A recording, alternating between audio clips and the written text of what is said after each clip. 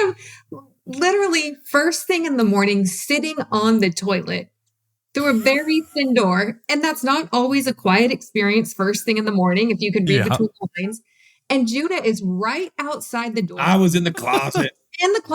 On a phone call. And I just was like, no, too much. It was Pastor Rich Wilkerson Jr. It's his fault. I need to be able to go use the restroom in my own bathroom in peace. So I gave you a bit of. So she gives me the whole like, get out here, like, and so then I'm like, I'm sensitive, and I'm like, my God, I'm just encouraging a fellow minister, Welcome to the Carey Nieuwhof Leadership Podcast, and I hope this next episode helps you thrive in life and leadership. And if you enjoy it, hit the like button, subscribe to my channel. That way you'll never miss a thing. So pastors, I know how difficult it can be to keep your sermons feeling fresh and relevant, especially when you're preaching week after week. So whether you're hitting a writer's block or you're in a rush because it's Friday and you're trying to put the finishing touches on your sermon, things don't always go as planned. So to help you, I've created a 10-step preaching cheat sheet. After decades of preaching, I've simplified the whole process of preparation into a series of steps and reminders that can help me and you ensure that our sermons are engaging, relevant, and memorable. Super easy to use, 10 simple prompts with examples, and you can start using it as early as this Sunday. So just go to preachingcheatsheet.com or click the link in the description. You'll get a copy sent to you for free today. Today's episode is also brought to you by Compassion. Words are powerful, but as a communicator, it's far too easy to underestimate the impact of experiences. So when people experience God in a way that is outside their usual rhythms and routines, lives change. That's why I encourage you to bring a compassion experience to your church. It's an interactive way to witness the realities of life for children in poverty and the church's incredible response. Families in your community will see how the gospel is transforming lives around the world, and because not everybody can go on a mission trip, you can bring the experience to you. Compassion is currently working with the local church to release over 2.2 million children from poverty in Jesus' name, and I have personally supported them for years. To learn more, go to compassion.com/Carey, and now to today's episode. Judah and Chelsea, good to have you guys on, man. Welcome. Hey, thank you so much for having us. It's such an honor. What you are doing in the body of Christ is really significant. So thank you. We're honored to be here. I would like to start, Carey, by saying I trust your podcast in the faith space more than any other podcast in the entire ether. And I have had the privilege of being with you personally. And I love you and your wife. I trust you. And I just want to say thank you for being a bastion of hope and truth and honesty and transparency. And Chelsea and I are on this podcast because we have an affinity for you and your wife.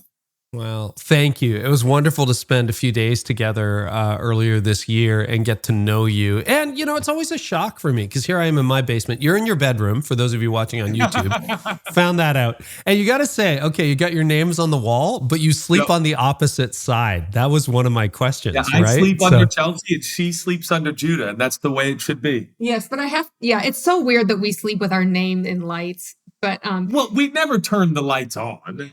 Just like that matters. Right. Well, that's kind of fun, right? But it's like, if we were saying, one of those things, like once you pick a side of the bed as a couple, like you're there forever. You're just locked in. Forever. I cannot remember the last time we accidentally switched sides. Like it has not happened. It would feel even at hotels, right? You end up taking, that would be like quote, your side. Virgin birth of sorts. Yeah. Yeah. So. Once in a while in a hotel, because Tony's always cold. I'm always hot. If it's, you got the AC breathing down on one side of the bed, we might switch for a night or something like that. Yeah. Or like someone told me, instead of going on vacation, they just switch sides of the bed. Huh. Well, that fits the budget, That's about as much change as we can handle, right? Listen, so I was going to start in a different place, but we were chatting while we were getting ready to record. You just did something you've never done in how many years of marriage? You took a couple of months off. You want to talk about that?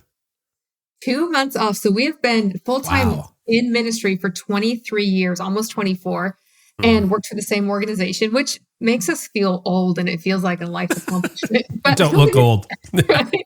I don't think we've ever taken more than a few weeks off. And it was really It was life-changing for us. We took 2 months off. The only thing we had on our schedule that we couldn't change was a wedding in Italy, which is a great place to have a wedding. Mm-hmm. So we spent the first couple of weeks in a little Airbnb in Tuscany, just the two of us in the middle of nowhere. Here's the best part. And if I could brag on my husband, Judah left his phone at home for the 2 months. So it was. I mean, I don't want to brag, Carey. You get it, 2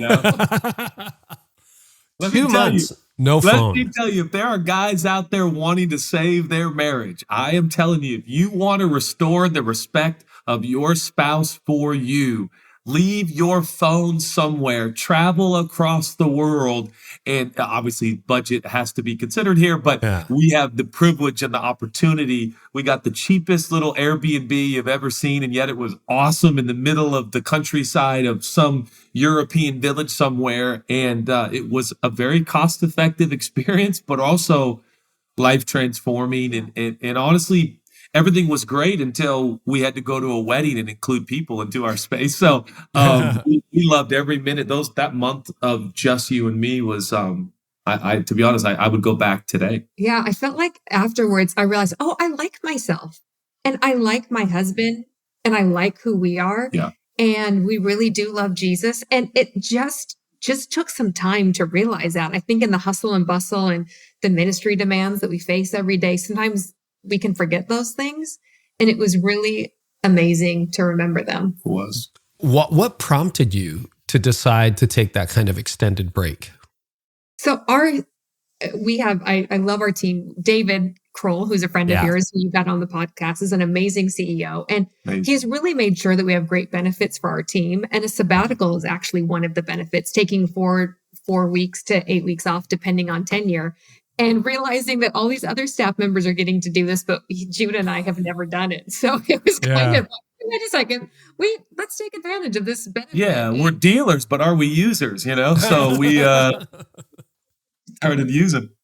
Yeah. Great. Was it like, how tired, scale of 1 to 10, 10 being totally energized, ready to go, 1 being, I'm so burned out, I don't want to get out of bed. Scale of 1 to 10, how are each of you feeling heading into the 2 months off?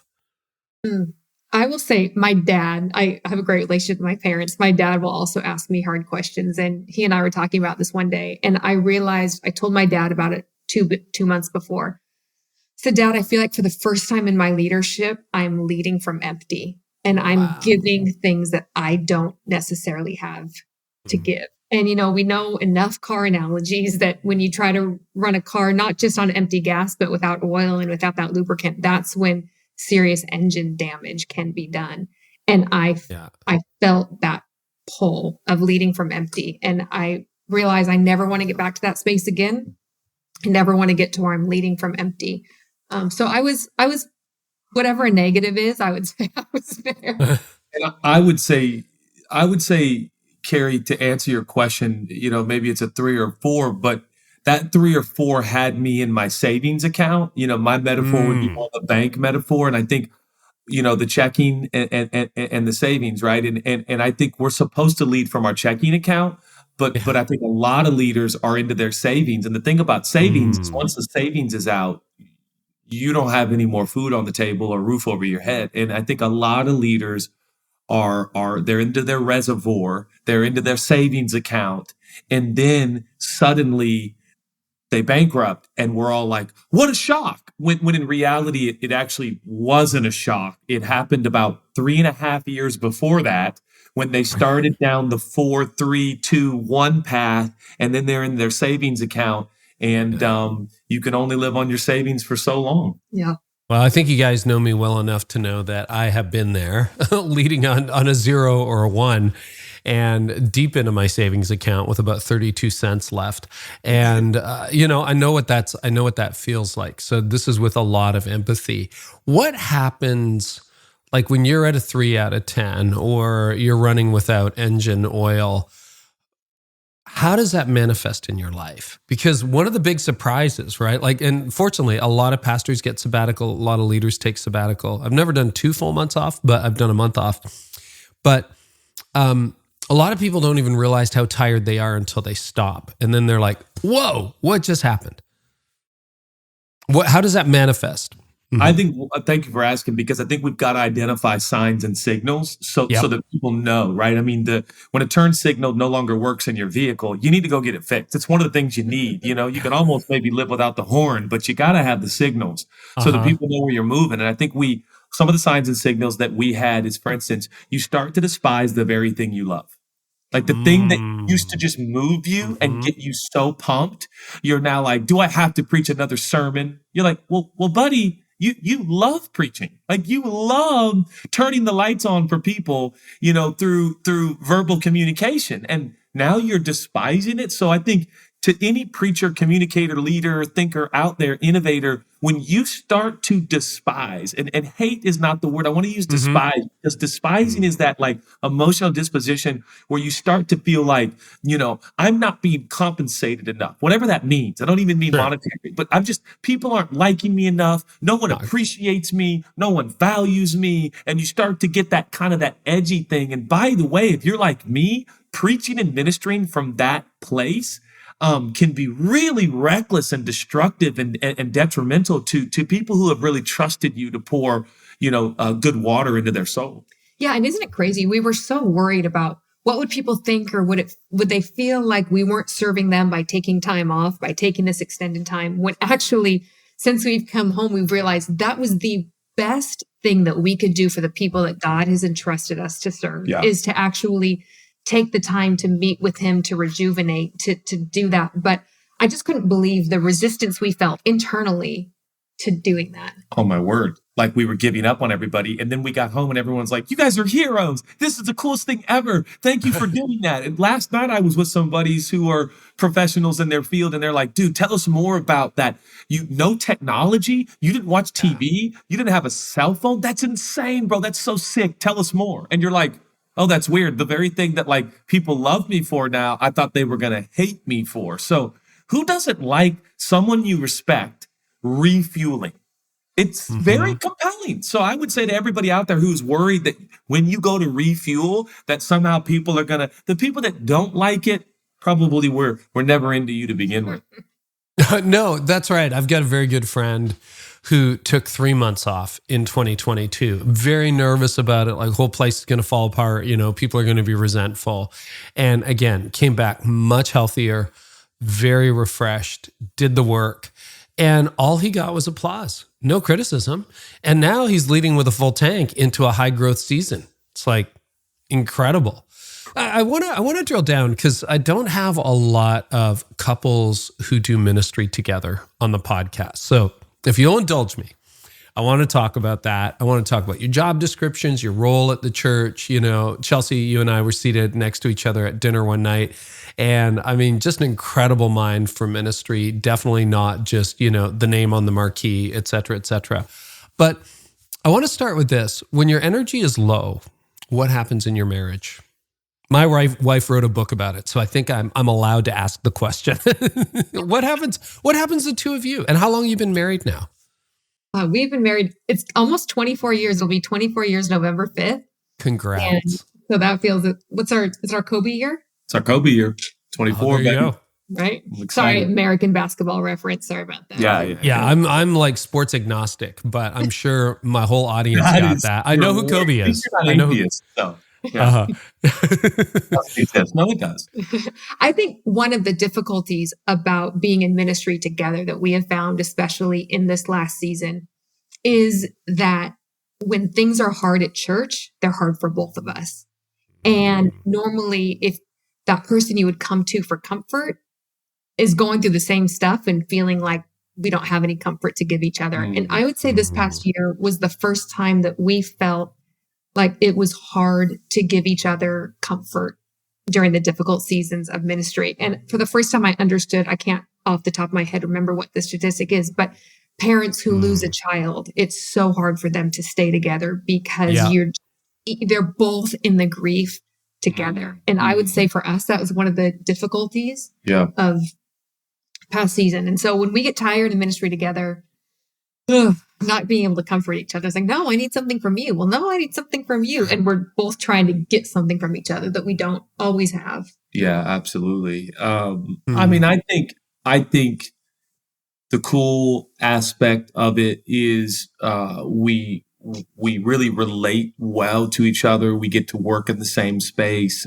She has a forte, I have a forte, encouraging each other around that. But I'll use today as a great example. So last night I tag team preach with a friend of mine, got talked into it, didn't prepare, just jumped up on the stage. Not because I lack preparation or study. That's a very, very important, the proper exegesis. But he was preaching on a passage that I've studied before. And so I jumped up there and shared some of my thoughts.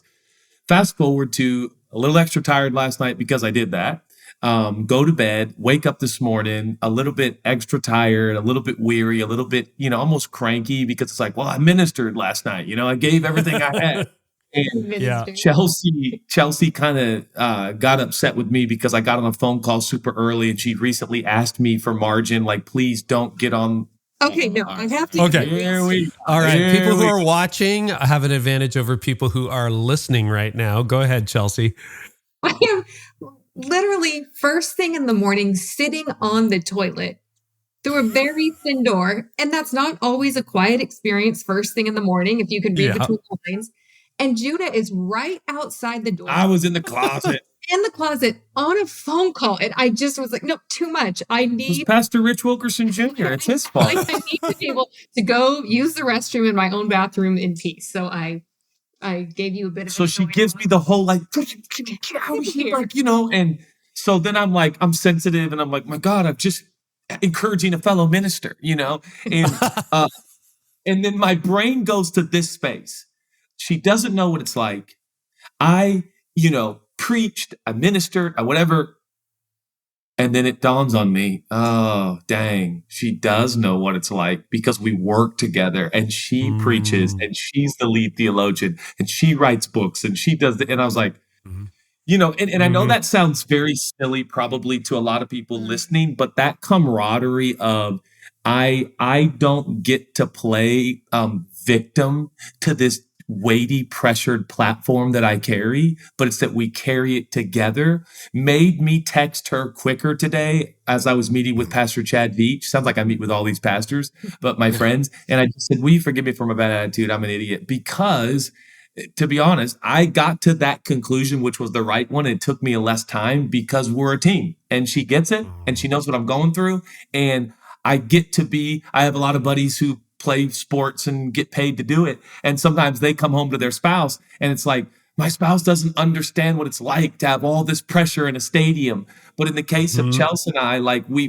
really do share the platform and the pressure. And it is an advantage. At least it helps this guy humble himself a little quicker. And the bonding of, we've said so often in ministry, like, hey, we're back to back right now. If we feel like things are difficult or we're being attacked, just, hey, we're in a position of back to back, which means we don't get to fire any darts or any bullets at each other. And I've got your back and you've got mine back and we're in this. And the bonding and camaraderie and sex is always good in those times when we're like, now we're getting somewhere. Right? Now we're getting, my goal is that we talk about sex more than anyone's ever talked about sex with Carey. That's well, that's probably true. It doesn't come up all the time. So, yeah, but I can also see it the other way too. Like if you're in a really discouraging season, I can see going down together because there are also studies that say, if somebody got a diagnosis, let's say cancer diagnosis, and the other partner is like, well, I got your back. But if you both go down, if things are really tough at the church, do you ever get into that kind of spiral? Because there's a lot of people who are in ministry together as a family. And sometimes when, the water's draining out of the bathtub, it's like, what do you do then? Yeah, that's a great, and of course, that's exactly what happens. It is. And that happens. Sometimes it's like, I just wish, I wish Chelsea could just be the lead theologian, do what she does and come home to me because I'm busy, producing a movie. And she just comes home to me and she's like, it's so hard leading in the church. And I could be like, oh, come here. It's okay. Our movie's going to do well. But you're right. There's nowhere to escape almost when we're facing each other and going through the same stuff. Haven't you found in those seasons, I'm so grateful that we have a community beyond each other and beyond our family, that we have other friends, other family members, other board members who we can rely on and talk to. And I'm grateful that God has given that in our life, that It's like, hey, I'm not getting from Judah what I need right now. He's not helping at all.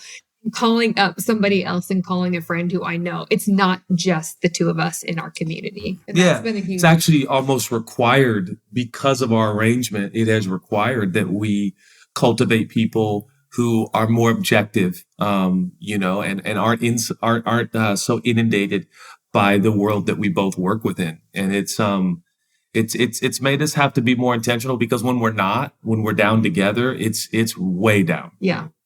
Yeah, I can see that. I mean, my wife and I, we've worked a little bit together, Tony and I, in certain spaces and everything, but I could imagine if we're on this big project together at the church and it's tanking, that home can be a pretty depressing place. Both of you have done, and again, I follow you on social media. We spent a bit of time together. So these are outside impressions. But it seems like both of you have worked hard on cultivating friendships. Is that true? If so, can you talk about that? Because, I mean, you know about the loneliness epidemic. You probably read the Barna stuff that just shows how isolated, depressed, and lonely so many church leaders are. And I mean, again, like, you're really close with Rich. You're really close with Chad. You're going out for coffee with these folks. You have your own circle, Chelsea. To what extent has that been intentional, necessary life support, and how have you developed that? Judah is good at this. I am not good at this. And it's been a struggle for me that my closest friends were friends that I've worked with on staff and have had great relationships and camaraderie that way. And then we've needed to make staff changes along with our CEO. And then all of a sudden the friendship changes as well. So I'm in a rough friendship season right now, to be honest. And I don't have a good answer for you, except that it has been lonely for me. But Judah's really good at making friends. And so sometimes I can ride on his coattails, and maybe his friends have a spouse. Chelsea, can I just stop and say thank you for admitting that and not coming up with a plastic answer? Just thank you. Because I think you really connected with a lot of people. I've been in a friendship lonely season myself. And one of the reasons I last reached out to a counselor a couple of years ago was I'm like, yeah, I've got friends, but like, who really knows me deeply well? And that's a growth area for me too. I've made a little bit of progress, but like, it doesn't happen automatically. So just thank you for that transparency. Have you felt like the energy, you've been in this process, have you felt like it's been worth it for you? Yeah, we had some of those friends over last night. And it's funny, when you're talking about waking up tired on a Monday, I didn't have church yesterday. I went to church, but I'm the founding pastor, which means nothing. So I just went to church with Tony. Yeah. So, and then we just had friends over, and we stayed around the fire pit in the backyard until almost 10 o'clock last night. And then there was cleanup. And then this morning I got up and I'm kind of like, whoa, like, oof, what hit me? But yeah, it was because that was so rich and so deep and so good. And it's a handful of people. I mean, I'm studying this stuff, and they say you can have 5 really close friends and then an additional 12 to 15 who are pretty much in the loop. And beyond that, they're friends, but they're kind of acquaintances. So I'm really working on cultivating those 5 super close friendships, but it takes time. And ideally, they're people who, as you indicated, don't work for you and you don't work for them, and you're not trading, right? In the sense that, oh, great, we're going to get that contract for next year, or hey, you can hire me to do X. It's like, these are people who I'm of no functional utility to, other than my friendship, and that's really good. Yeah, and that's the season I'm in, of rebuilding that.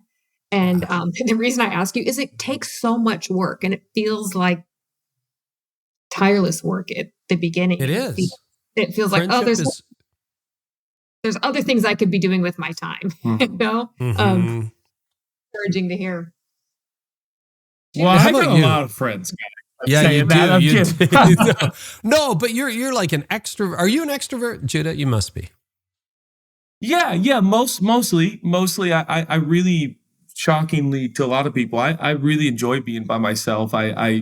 I don't struggle with FOMO. I'm a super extrovert, but I don't miss out. I really enjoy wherever I am, probably to a fault sometimes. I can definitely go away, and my friends will be like, we can't get a hold of you. Where have you been? I'll be like, I don't know. I was just enjoying the days without talking to anyone. But this metaphor, I don't know if it translates, but I'm going to try to articulate it. I fear for leaders, if I could just speak specifically to leaders in friendship and leaders, and the navigation there. And the reason I think it's a very unique process and progression with leaders is because leaders typically, that insinuates that people are following you and people are around you and people are inspired by you. And I think what ends up happening is, to your point, Carey, you end up, and even to Chelsea's point, you end up kind of being friends with people that you have proximity and frequency, and that proximity and frequency creates these relationships. And then all of a sudden you're like, oh, I got all these friends. And then proximity and frequency alters and changes, i.e. transition.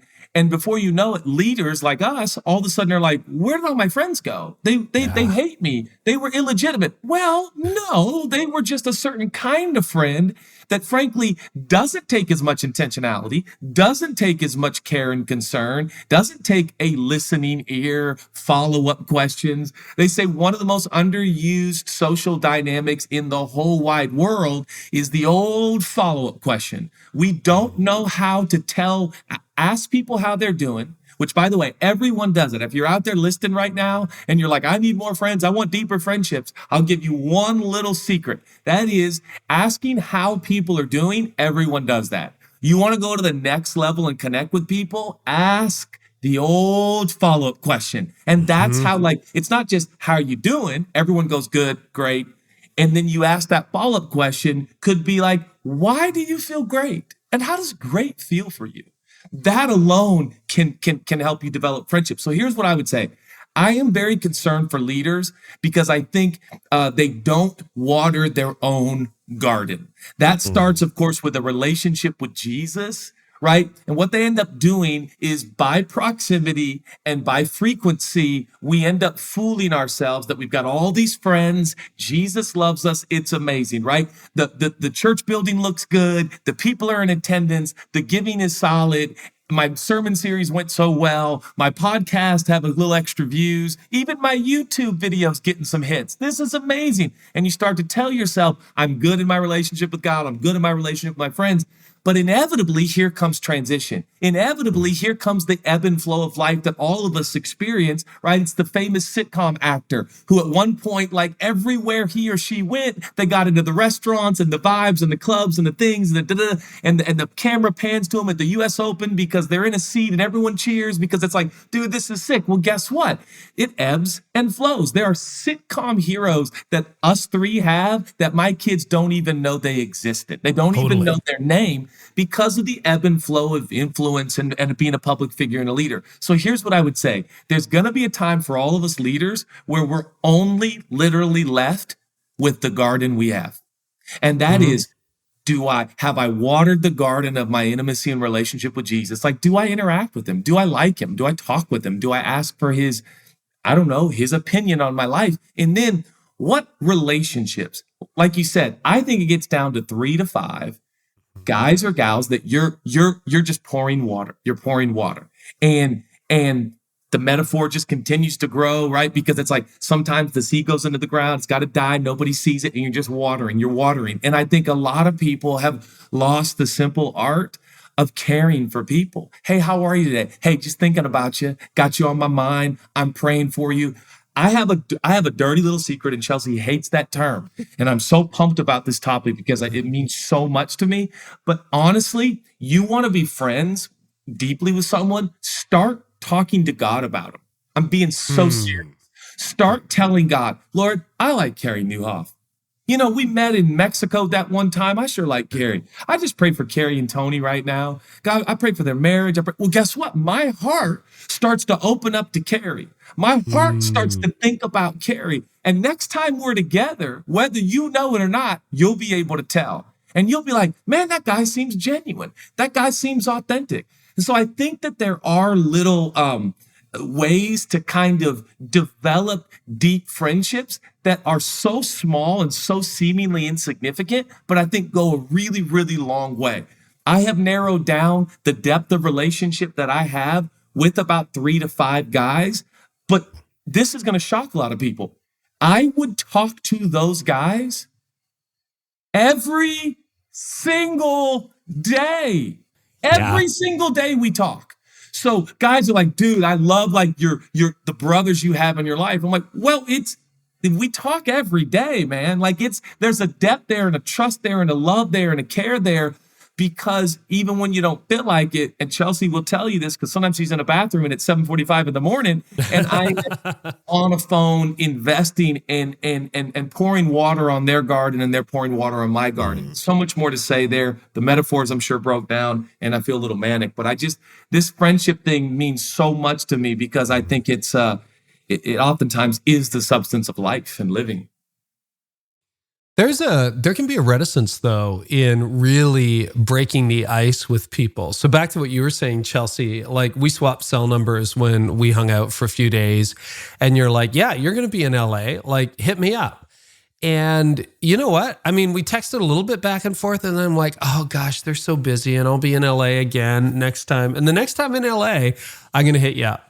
And if you're busy that day or whatever, but do you find that sometimes there's this fear, not with those 3 to 5 that you're talking with all the time, but like this fear of like, oh, they're too busy for me, or they're too whatever. Like, do you get into that space sometimes too, Chelsea? Is that part of the hesitancy? You're kind. I'm probably more selfish. I think, oh, if I open this door to this person, then they're going to have expectations of me that I'm not going to be able to meet. I think how busy I am, not other people. Fair. But, well, that's true. But to me, I hate letting people down and disappointing people. And so I feel like if I just don't even start, then I'm not going to let them down. I don't know what the psychology is behind that, but that's my fear. I struggle deeply with not bugging people, thinking that they're too busy, for sure. You have that too, where you're worried that you're bugging people. You guys, I was going to talk to you about this at some point today, but you've got friendships with some very well-known people, celebrities, so to speak, right? Like you're hanging out with the Biebers, Justin and Haley, with Chris Pratt, with Russell Wilson, others. What is different about those relationships? And what is just so baseline human about those relationships? Such a great question. I love that you said baseline human. It started out when we were youth pastors for a lot of years. And at that point, that was junior high school, and college at the time. And the college quarterback for UW started coming to our church and started coming over to our house. And we started getting to know him. And he was just this really incredible young man who had just met Jesus. And all of a sudden people started to know, oh, hey, can I use his name? People are like, yeah. People are like, oh yeah, you know Jake Locker. And he was the quarterback for UW at the time. And our son wanted a Jake Locko haircut. He couldn't say, look like Jake Locko, Dad. So hero to our boys. And people started asking, hey, well, can I get their autograph? Would they sign my book? Well, could you get them to do this? Hey, maybe he could do a Q&A at church. And all of a sudden we realized that starting actually with Jake, that people want to use him as a resource instead of treat him as a human being. And for whatever reason, all the way back then, we just realized we are going to be the people who never ask him for anything, but we are going to actually use that baseline human, that true humanity, that God-given image that this individual has, not for what anybody can do for them, but because of who they are, made in the image of God. And for us, but all the way back in those years with Jake, that just set the tone and the standard for us that's going to be the way we're going to live our life by. And it's helped us to see the humanity in people. And I think that's such a valuable asset to people who are who are usually just treated like a commodity for what they can be traded for. To be seen as a human has been just a really special part about those relationships. Yeah. That's so good.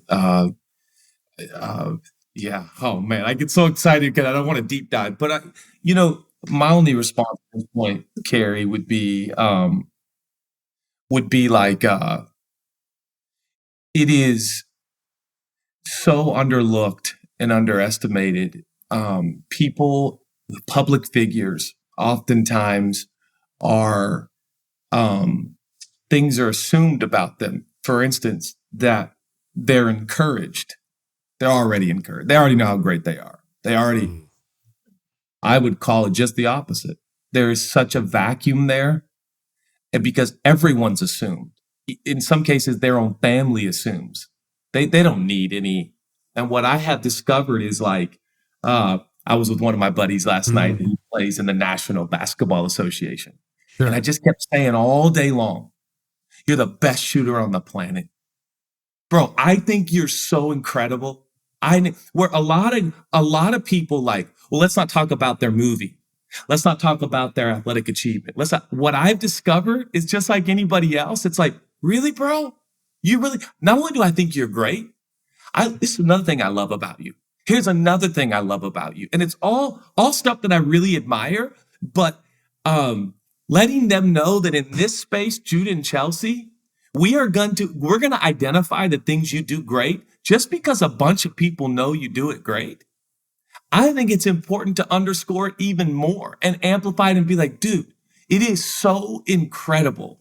Your gift is amazing. Bro, that latest movie, dude, that one scene, how in the world did you do that? Bro, that was so incredible. To be honest, bro, it wasn't even in the script. What? That wasn't even in the script? Dude, you're incredible. Like, and as simple as that sounds, I realized early on that Chelsea and I, like, if you've ever been a youth pastor out there, ladies and gentlemen, like, you know how to talk to someone that is like, completely, almost, how do I say? You go to high schools and you meet with high school students, and this is how the conversation would go. The youth pastor visits at lunchtime. Hey, how are you? Let's say his name's Billy. Hey, Billy, how you doing? Good. Hey, talk to your mom and dad on Sunday. They seem pretty excited about your football season. Yeah. Well, hey, what are you excited about? I don't know. Super cool lunchroom. Yeah. What are you going to do later today? I don't know, video games. You're right. And all of a sudden, Carey, you develop like, okay, I'm going to carry the conversation. I'm going to find ways to encourage this human. I'm not going to lie, but I'm going to find something good. Bro, did you just get your ear pierced, Billy? That's a sick earring, bro. Oh, yeah, really? You like it? Yeah, where'd you get it done? That's incredible. And those same tools, I've discovered that a lot of people who have influence, a lot of people are just so shy. They don't know what to say. They kind of stop being human and they stop like encouraging them. And so I think Chelsea and I have just been those, I know this sounds silly, but like I'll go on private planes sometimes and I'll be like, bro, this plane is insane, bro. Like, cause it is. And they're like, dude, thank you for saying that. Where everybody else is too cool for school. And they're just like, you know, I'm like, buddy gives me tickets to a game. I'm like sending him photos. I'm like, dude, these seats were incredible, bro. This is amazing. Thank you for hosting us. Thank you for having us. And that really, really goes a long way. So I think a lot of people underestimate that if you know how to encourage and build people up, which by the way, if you're going to be a leader, I highly recommend those skills. It's using that same gift of encouragement, which I think sometimes we think famous people have too much of it. But it's also realizing the constant criticism that they get for their feedback, for their life. Like here we are, it's Monday. Well said. So first day of NFL was yesterday. And imagine all the sports talk shows that are sitting around publicly critiquing, criticizing, evaluating, analyzing all of these men who just played football, who literally put their bodies on the line yesterday to do their job, are sitting around today being critiqued, criticized. I'll never forget the first time we were with Bubba and Angie Watson. He's a professional golfer. It was Masters week. He had the Golf Channel on. It was before he had won. And all of a sudden his name came up and we're in a room with him just making dinner. And the pundits just started criticizing Bubba and something about him at that point, not knowing. And I had sat around and listened to sports players be criticized for our whole life. Never thought once about it. All of a sudden we're sitting in a room with the very people who are being critiqued and watching the demeanor of their face change and shift as they're being publicly critiqued and realizing, no, these individuals are human and that critique hurts and it matters.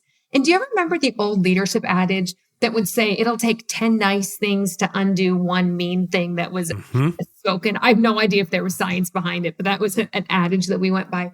And imagine how much it is for people whose jobs are publicly critiqued, whether it's movies or music or athletics, how much encouragement is necessary to undo that criticism that they're constantly under. Yeah. So that's been a fun thing for us to be able to do. Just think we're going to be the encouragers. And it's been something that we feel really honored that we'd be able to. Yeah. And honor is the right word. It's like honor these friends who carry a pressure that is very unique to their public position, and just honoring that, always kind of going, bro, this is a lot. I'm with you, and really emphasizing who they are as a human, not just always the talent they have. Mm-hmm.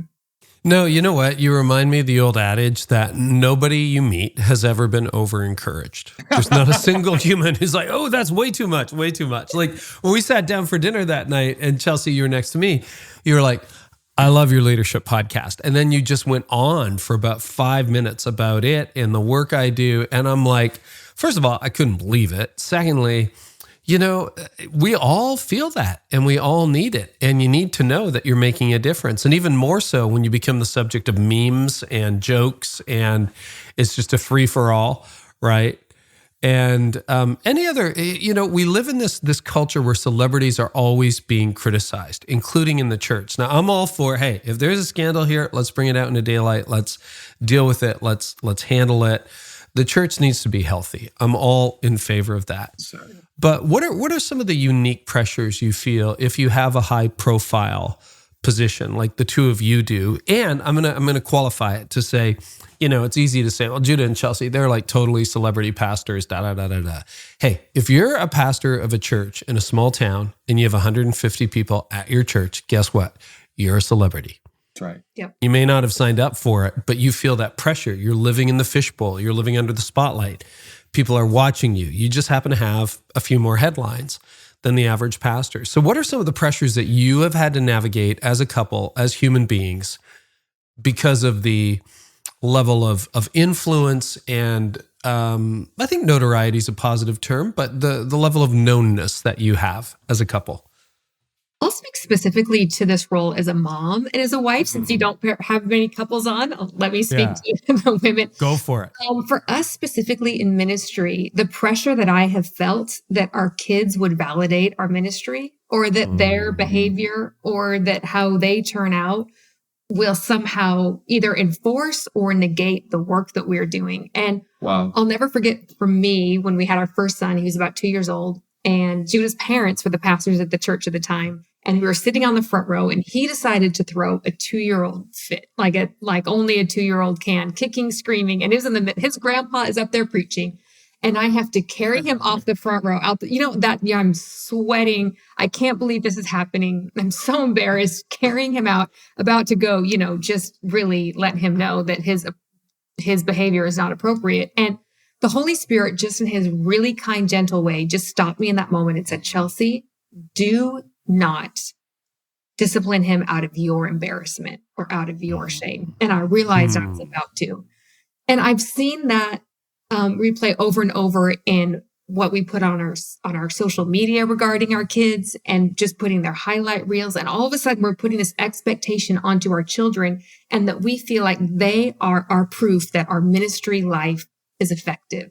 And yes, I know there are biblical standards for a ministry leader and their family and having their house in order, but I think we put way too much pressure on ourselves, and we've put it way too much on our children, that they feel like they have to behave and perform in a certain way that is outside of who God has called them or made them to be, or their seasons of development in ministry. And if I could give one gift to families in ministry, it'd be take that pressure off of yourself, take it off of your children. Don't let that be a weight that you carry. And it's been a challenge. There's when your kids, aren't doing things right or great, or aren't being socially, in the eye, or doing all the things. But just taking that weight off of ourselves and being intentional with it, because that's not creating the life. We actually don't live a public life. We live a private life, in the sense of the life that we live is a life that is a marriage that's real kids. And the public things are peripheral to the real private life that we live. And guarding that and protecting that, not in posting or not posting, but in our perspective of it, and knowing that our priority is our private life, not our public life, and especially how we relate to our kids. Yeah.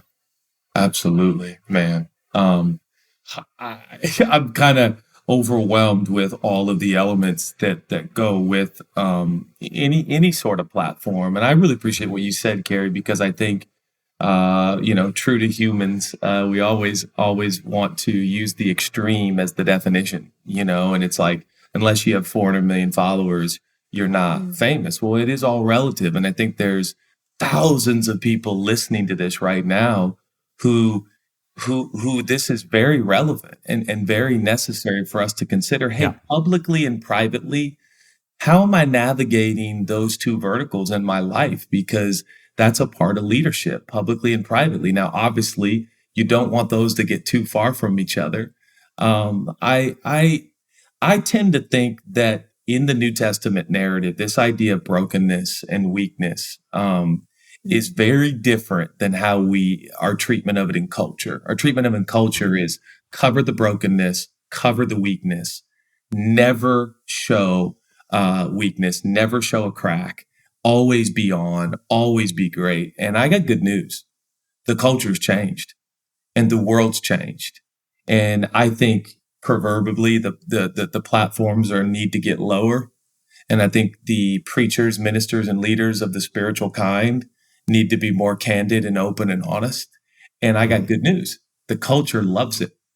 The world that we live in today loves it. I think it's a setup to close that discrepancy or disparity between public and private. And so I am it's funny, last night, Matthew 18, we're talking about that. And it says, unless you become like a little child. And of course, in the Greek, in its root, it actually means wounded lamb, which of course the picture is the shepherd takes the wounded lamb and puts it on his shoulders. And I think we're all wounded lambs. Doesn't matter even if you're, Bo Jackson, we're all wounded little lambs. And letting our brokenness and weakness be more visible, I think can be a really, really healthy exercise and a healthy trajectory of life. And so I'm going to be, from this point going forward as a public figure in our own little way, committed to put my stuff on Front Street. There's decorum and discretion, of course, and you need to be discreet. And Chelsea and I aren't going to dissect our favorite sex positions. That's probably a little too far, but where is that line? And I think, frankly, in the church, we have taken it too far in terms of, not the lack of discretion, but honestly, we have tried to paint ourselves. I call it the man of God syndrome. Forgive me, that's kind of a crude way of saying it, but it's like, I just got to be the man of God. Well, but you're a wounded lamb too. And share some of your wounds and share some of your pain and share some of your temptation. And I think it takes out a lot of the venom and the sting and the power and the pull from some of these proclivities and temptations when you put it on Front Street and say, hey, here's my weakness, here's my challenge, here's what I'm going through. And my dad used to say, it's been heard 100 million times. People are going to relate far more to your weaknesses than they are to your strengths. So let it be. Let it be. Can I brag on you too, Judah, for a second? Judah is really good at this. And he has said several times while he's preaching, I have an anger problem. I'll get angry. I'll throw a golf club. I'll yell at the kids, all whatever. And the freedom that has brought about for him to just be open and honest about himself as a broken lamb. Is that what you said? Wounded lamb. As a wounded lamb with an anger problem. It's been amazing what that's done for me as his wife, what that has done for our children. It has taken away any shame in it. It's taken away any feeling of, is my dad trying to pretend to be something in the pulpit that he's not in real life? For our kids and for his whole family to see Judah being honest about who he is has brought so much freedom, and we will laugh about it and not in a disrespectful way. But it's really created even such great personal family benefits for you to be open with those weaknesses, and I'm grateful for it. Yeah. And my private life is the driver of my public life. It's not the other way around. Yeah. So my private life is in the driver's seat. And that's what drives public. It's not the other way. And I think that's what ends up happening a lot. We have a private life that has public elements. That's right. We do not have a public life that has private elements. Can you explain exactly what that means? That's a really fascinating metaphor. Do you want to go? You go. Yeah, I think so. The priority and energy and focus of my life is to be the truest me when no one is looking, and then let that initiative, that perspective, that paradigm, that energy overflow into my public life. So I would go on record, take this as far, if we can speak specifically to preachers. I would much rather have a preacher get on stage, he or she, and bleed in front of me than the opposite, which is I get up on stage and I present myself in a way that I wish I was, I hoped I was, I wanted to be, but I'm really not. And honestly, Carey, it's one of the reasons I am attracted to what you do and how you lead and how you love, because you were, before it was popular, before people were all doing it, before people were admitting their own challenges and breakdowns and exhaustion, you were out there outing yourself, and you were about that before it even became a trend, because it's getting a little trendy now, and that's awesome. I hope it is a trend. But I want to applaud you because and you probably did it from desperation, which is what a lot of us end up doing. And people are like, wow, we commend you. You're like, well, I didn't do it to be commended. I did it because the disparity, the discrepancy between public and private was killing me, and I was exhausted and I couldn't keep it up. So I think Chelsea and I are, the awesome thing is it's not like we are managing public and private. We're just giving ourselves to be who we are, and we're letting the public persona develop as it will, and it's messy and it's painful, but there's a consistency that I can live with. Does that make sense? Am I making any sense? Yeah, you said at the beginning prioritization, and I would say the same thing, that we love our neighbors because we want to love our neighbors, because that's what we believe following Jesus leads us to do.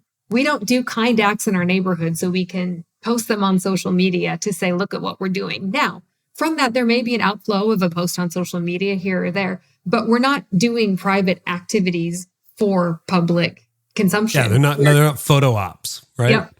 Yep. I get that. And you know what I found, because I think I lived my 30s. This was pre-social media. It was just sort of emerging when I was in my 30s, right? Because you get to a certain age. But anyway, I found that like, okay, I don't want to talk about my temper. I don't want to talk about how tired I am, and everybody going, you're a workaholic, you're going to burn out. No, I'm not. And then of course I burn out and everything changes. But what I've discovered in the last decade and a half, almost 2 decades now, since that burnout happened, is I get to wake up and I get to be myself. Now, hopefully that's a long obedience in the direction of Jesus. Hopefully you notice something different in me today than you did 5 years ago, and I'm growing in grace and the fruits of the Spirit.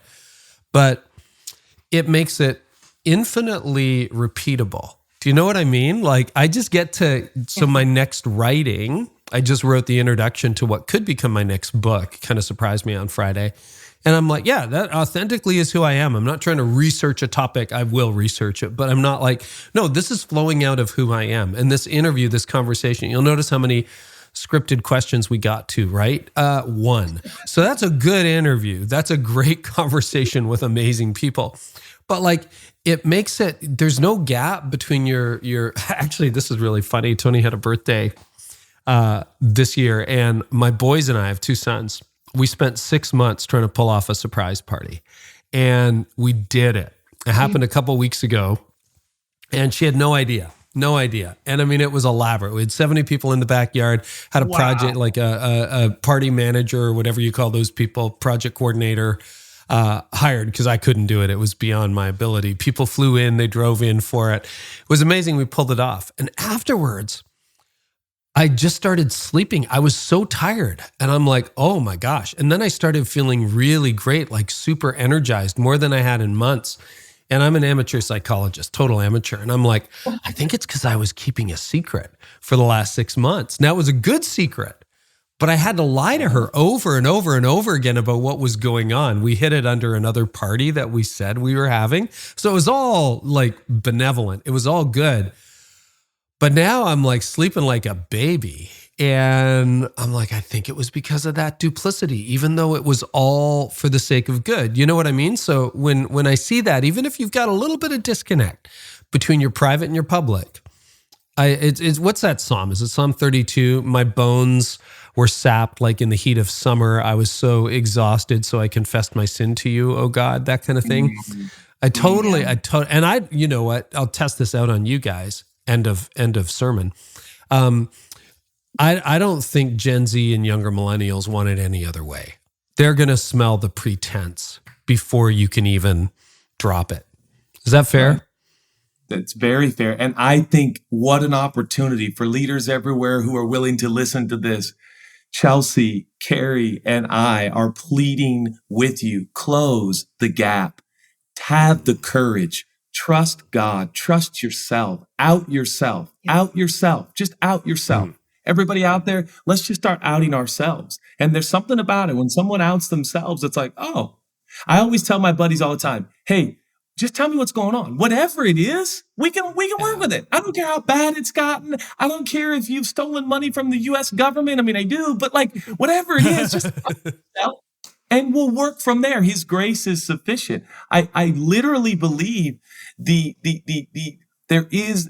enemy is a dog on a leash. The devil does not. He's a toothless lion. He's a fangless cat, but he works in cloaks and daggers and mirrors and smoke and those facades. And I just think what an opportunity we have as communicators, leaders, and preachers in the church to just start outing ourselves, and everybody will join you and go, really? Me too, bro. Let's do this together. And I hope that continues to be an explosive element, a beautiful element of the church going forward. And I predict that if we don't do it, there's some 20-somethings and 30-somethings who are going to do it. So they'll outlive us, and they'll take the mic, and things will get better.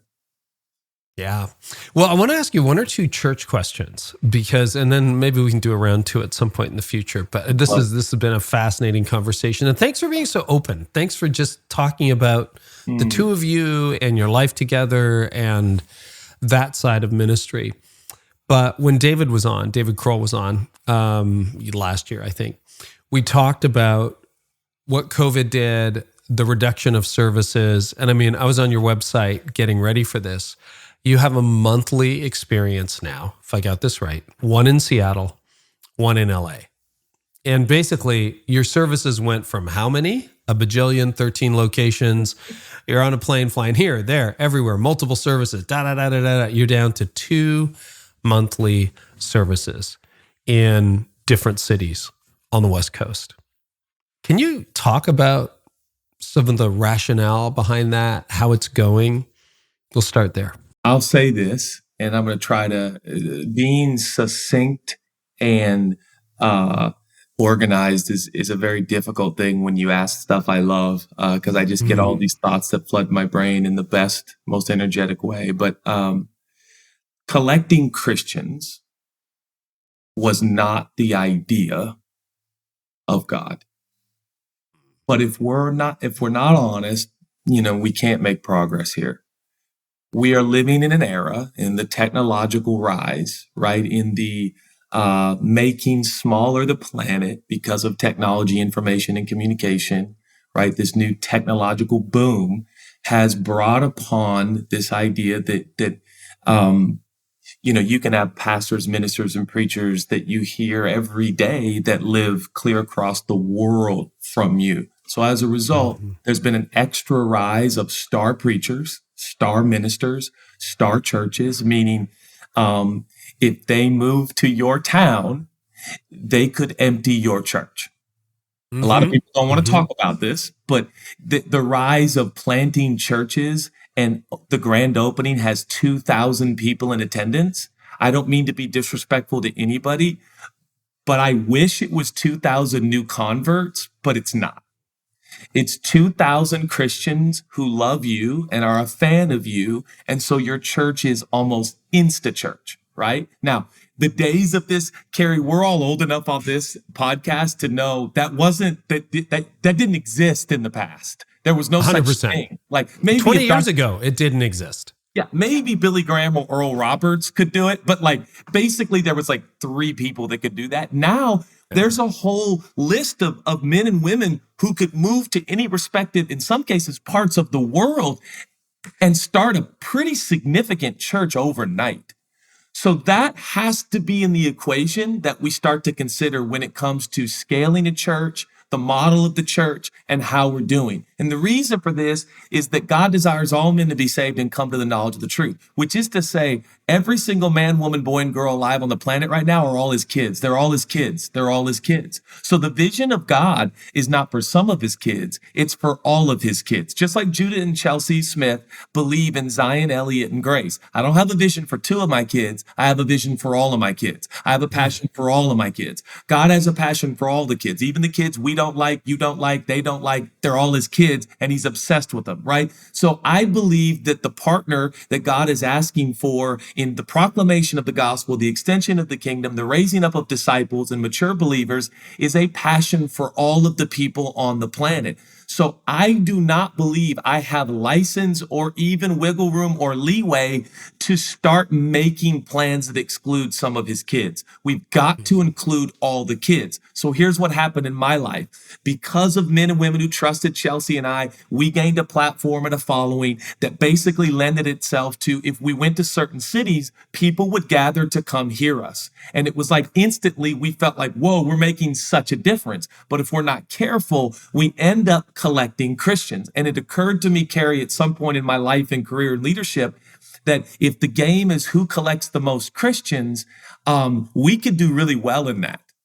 But when this life is over and I stand before the king of the jungle, the Lion of Judah, the leader of all leaders, I believe that what matters to that father, the father of us all, is that did we align with him? And obviously, this is everything to me, but it's like, I just woke up and I was like, I can't just collect Christians. And it makes for a really great life. And we paid for a lot of big buildings and a lot of people loved our conferences. And I love all of that stuff. But I just knew for Chelsea and I don't mean to project this on any preacher or leader out there listening, please, you don't want to follow our path because it's crazy and it's painful because we went from a super mega church in Seattle to not. Because I decided that what if I stop being there every Sunday? Is the community robust enough to continue to serve each other, love each other, and gather? And what we discovered, Carey, is that for a lot of people, without the presence of their quasi-famous preacher, they didn't really want to engage much anymore. And it was almost as if I left the faith. I don't blame anyone for that because that's the constructs and that's the way we built this, and that's okay. But I think Chelsea and I have become literally consumed with the idea that while there remains children who have not come home to their father, that we have to build programs, processes, and systems that lend and tend and turn and twist and angle towards those humans. So if you come to one of our gatherings, you got to know, Carey, that I'm thinking about the friend that you brought, because Carey Nieuwhof has spent 11 years loving his neighbor. And the day finally came that his neighbor was like, you know what, bro? I'd love to come across town with you and hear that preacher guy you listen to. And my mind just begins to become consumed with Carey Nieuwhof and the love that he's had for his neighbor. And your neighbor has decided to come into this really weird club, which feels sometimes like a golf club that's closed to everyone except members. And you brought them to this club and they don't know the dress and the decorum and collared shirt and what they're supposed to wear. And they're there and you are on pins and needles thinking to yourself, oh, Judah, make it a good one today. Please don't preach one of those weird sermons that's full of Christian cliches and cloaked language that's inside club language. Please. And so over a process of time, Chelsea and I have friends, you have friends that we want them to know their Heavenly Father. We decided, what if we built a whole church in that direction? And by the way, for those wondering out there, what's the best discipleship tool in the world?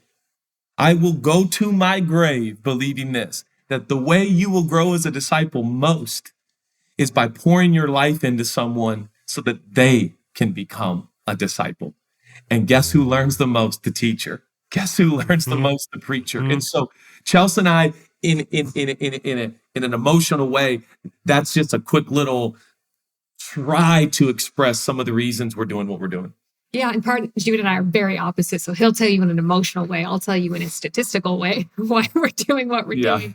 At the same time that Judah was starting to feel all this in 2016, a survey came out that said 96% of church growth is transfer growth. That means that in a congregation of 1,000 people, only 40 of those people were there because they went from hell to heaven. They went from eternally damned to eternally saved, whatever your theology is about that. And we realized here we are as a congregation spending millions of dollars every year for 40 people. And we had more than that, but we were 10,000. So for 400 people got saved in our church, statistically. Now, of course, we all think we're better. And but not my church, not my church. But if we're better, then somebody's worse. You know what I mean? So that's the average. And we just couldn't settle with that. And we love to work. You talk about being a workaholic. I mean, at that point, we were 11 services on a Sunday, fly down to LA, 2 services on a Wednesday, fly back up to Seattle and do it all over again and run staff and run the whole thing. So it wasn't that we wanted to work, but we were in this for souls. But what we found was that it's not just about souls. It's also about spiritual growth. And I'm sure you know that the Move book was a study, I think, from Bill Hybels' church, which is a study of over 250,000 people, 250,000 people over the course of 10 years. And realizing, and this blew our mind, and it was a little bit discouraging, and I almost hate to say it as a leadership podcast, but it was part of our journey, so I'll just say it, that this survey on spiritual growth that was the longest it's ever been done discovered that there was no difference in an individual's spiritual growth between the person who attended a weekend service 40 times a year or 4 times a year, that their spiritual growth was the same. But what does make a difference is a daily practice of at least 4 times a week of spending time in prayer and meditation on 3 to 5 minutes. Yeah. And we realized we are giving so much of our resources, not just in buildings for 40 people or for 4% of the people to get saved, but also then for the 96% of the people who were left, we're believing that they should be growing spiritually, but we're putting all this energy, effort, and resource into this programming that statistically is telling us isn't necessarily working. And so we went, thank you, Jesus, for your word. We went back to Acts, back to the Bible, back to the roots of the early church, and just discovered, what if we could dream again for how to lead church in a way that wasn't tied to the traditions that we grew up in, which was not an easy exercise to do because we love the traditions that we grew up in. We were both church kids. We grew up in church. I love everything that's every camp, every conference, every retreat, every advance, whatever. We loved all of it. And so reimagining that was not an easy process, either internally or externally. But as we studied, we feel like God has given us an amazing pattern for how to not just build church, but build disciples. And that is simply through a daily, weekly, monthly practice. That every day at Churchome, you get a daily guided prayer, 7 minutes, and it's a daily guided prayer. There's a scripture meditation involved with it. That every week you gather with your friends and community to develop real community, that group of 5 people that you were talking about. And you sit and you watch a weekly service together that's digitally delivered to you. It's great preaching, normally Judah, so it's phenomenal. And that you grow that way. But then you're not just sitting looking at the back of heads, but you're sitting around a circle within your community with a weekly service. And then that monthly, there's an experience that's the larger body of Christ, the larger gathering in your area to get together and to grow that way. And so it's in a lot of ways, it's a shifting of resources. That's why you saw that once a month gathering in Seattle, in Los Angeles. But we believe it's God ordained shifting of resources so that we can equip people daily, weekly, monthly to be in genuine community, to truly love their neighbors, and to change that 96% that we have to go and see all of God's children come home and meet him and grow and know him in a new way. And it's been a journey of feeling like we're doing what God has asked us to do, but letting a lot of people down in the process. And because we love the traditions that we have and the way we grew up, and it's been difficult for people to understand, and rightfully so, the new way of doing things. But I just predict if we can make this shift, Carey, I think we can spend thousands to reach millions. Meanwhile, we've been spending millions to reach hundreds. And I think we're going to be far more effective in the future And I think even the culture and the economy is already speaking to that in its own way. And I also believe that we can facilitate the Great Commission. Last I checked, Jesus still said, go out into all the world and preach the gospel in Jerusalem, Judea, Samaria, the ends of the earth. But if our church buildings in every city were filled on Sunday, there still is not nearly enough capacity to reach our cities, to reach our communities. Church buildings are not built big enough to house. Who is going to create a model? Who is going to create something to say, hey, this could actually be something, people practicing their faith in their homes and their everyday spaces while still having face-to-face community, that we could begin to see the Great Commission fulfilled with people in community. Churches of millions are the future, and there's going to be tons of them. Churches of millions of people in multiple languages, meeting all over the world in all different kind of spaces. That's the future. It's going to happen. Well, that TV series you're watching, you come to the end of a season and you're like, they better have a season 2. Like, come on. And when is it going to drop?